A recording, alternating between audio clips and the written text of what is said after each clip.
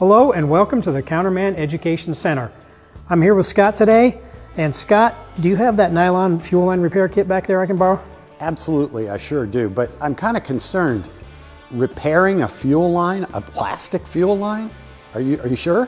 Absolutely. You know, it sounds a little bit kind of crazy, but a lot of new cars for years and years have actually gotten away from steel fuel lines and switched over to nylon, which is actually, yeah, plastic, but it's a very durable, flexible material.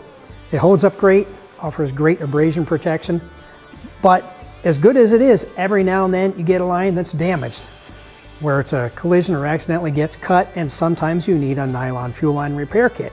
What's so great about that repair kit is it gives you all the individual pieces as well as the nylon fuel line itself to cut line, splice in a new piece, and go back up to the engine or the fuel tank or whatever it is that you need to go.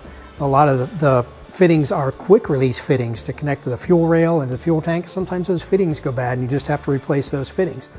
And another benefit is you can actually go from steel line to nylon. If you've got old rusty steel lines you want to switch over, you can take this kit, completely switch a car over. So when you're doing a replacement, can you just do the section, or do you have to do from where you repair all the way up to the fuel injection system or all the way back to the tank? That's one of the nice things about the kit is you can just repair one individual section. For example, if you have a fuel filter and maybe the fittings are bad, you replace the filter and just replace those sections of line right there. So it's entirely your discretion, depends on what you need to do. I have customers asking me about it all the time, and I really appreciate it. I'll make sure they know all that. Thanks a lot, Eric. Thank you, Scott. Thanks for being with us.